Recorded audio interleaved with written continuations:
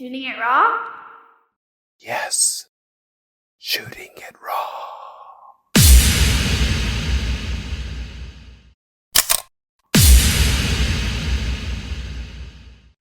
Whoa, hard left. Yes, this is a hard left.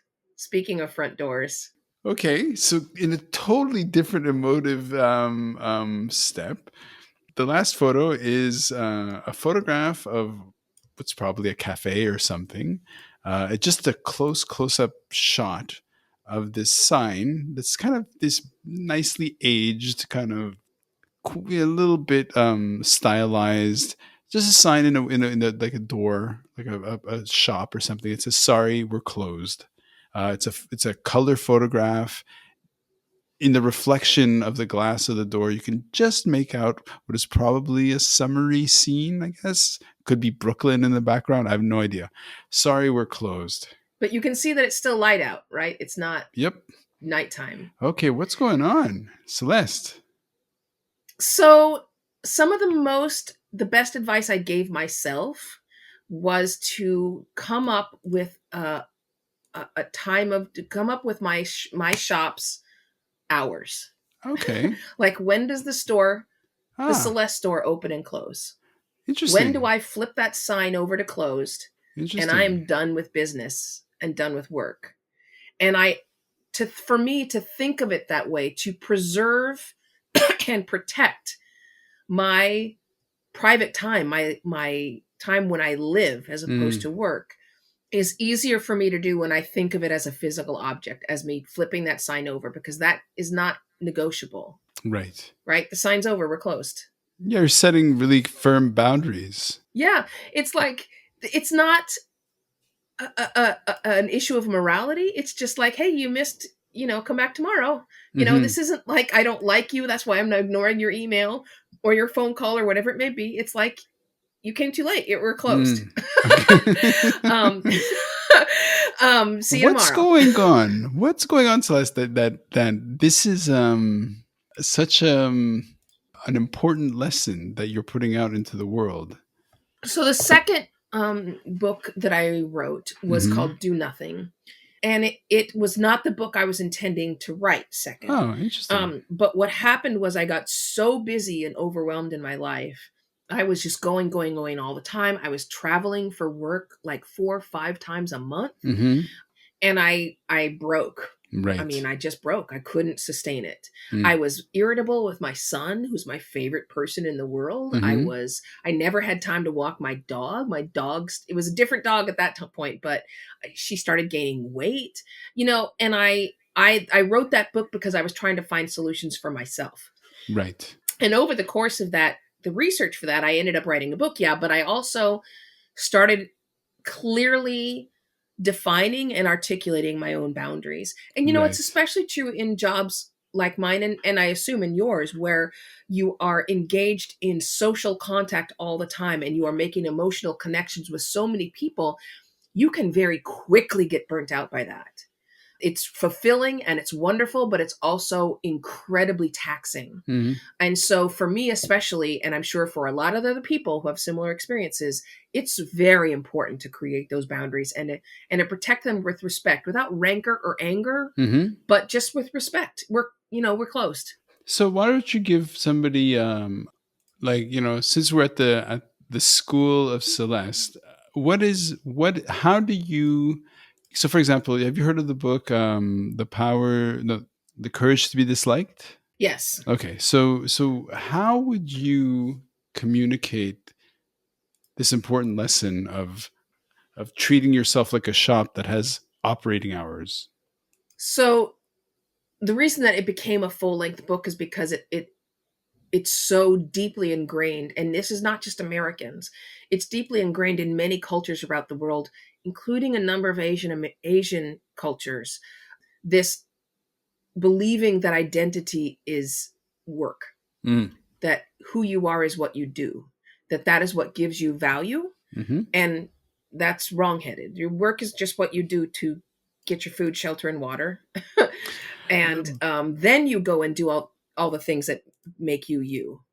So in terms of I know it's not very scientific necessarily, but in terms of Maslow's hierarchy of need, the idea that you kind of need to satisfy the food, shelter, and clothing sides, of your survival before you can start looking into these other, not to say they're not important, but these, other areas. So as a person, as myself, as a person who I'm greatly affected by my status as a working person, so that when I'm not working, it definitely does shake me pretty intensely. And it totally raises the fight or flight reflex, right? Like when I'm not earning a living, I'm definitely in survival mode. And so don't you need to have a certain don't you need to have operating hours, or kind of like, don't you need to have a shop that is functioning to actually be able to say, okay, hey,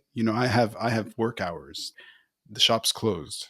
Yeah, I mean, of course, there'd be no point in having an open and close sign for a shop that nobody was Mm-hmm. going to, Okay, that okay, wasn't sure. making any money, obviously. But the first thing I'll say is that the hierarchy of needs has been updated and needs updating. There's a real question about whether humans actually behave in a hierarchy format. And part of that is because that original idea of that pyramid that Maslow created doesn't account for the fact that our needs change based on our situation. Sure. So Celeste, at the period of her life when she was living paycheck to paycheck, had a very different set of needs than Celeste now, who has the absolute privilege of being able to close that shop door earlier than ever. And I don't work on Wednesdays. Wednesday is not a work day for me. So Mm. that would not have been possible for Celeste in her 30s and even into her 40s. Hmm. Our needs change all the time. Sure. But the fact of the matter is that for all human beings, all of us, there is an innate nature. Like there Hmm. is such a thing as human nature. Michel Foucault was wrong about that. Okay.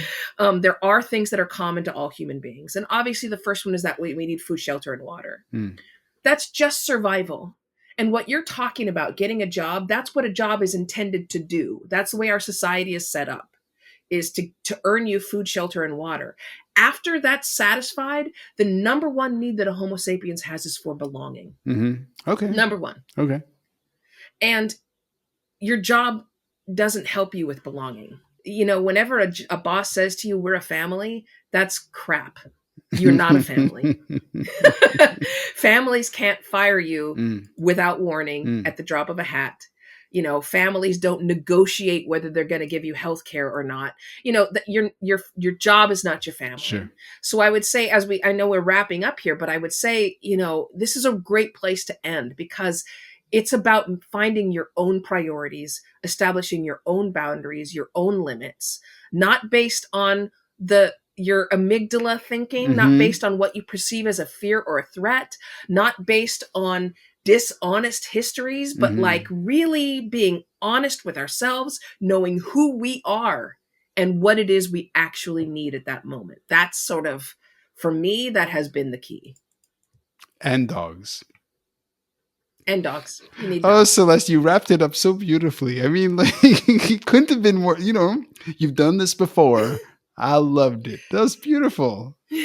Oh, good. I'm glad. Thank you so much.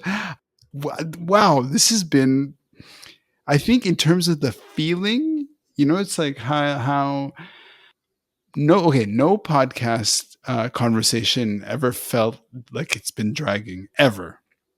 But this one, it's like, it's just poof. Over fast. Yeah. Amazing. Oh, good. I'm glad, because we were talking about complicated stuff. I know. And in its own way, it's kind of like, it was like a dog's life. It was too short. It was beautiful. I'm so glad. I'm glad to hear that. Thank you so much. Oh, it's my pleasure. Thanks for having me on.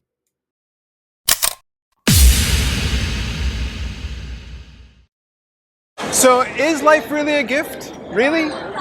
Can you make every second count? That's the whole point of the podcast. So, if you like what you've seen and you're inspired, because that really is my mission, then please give it a like, subscribe, and share. Shooting it raw? Yes. Shooting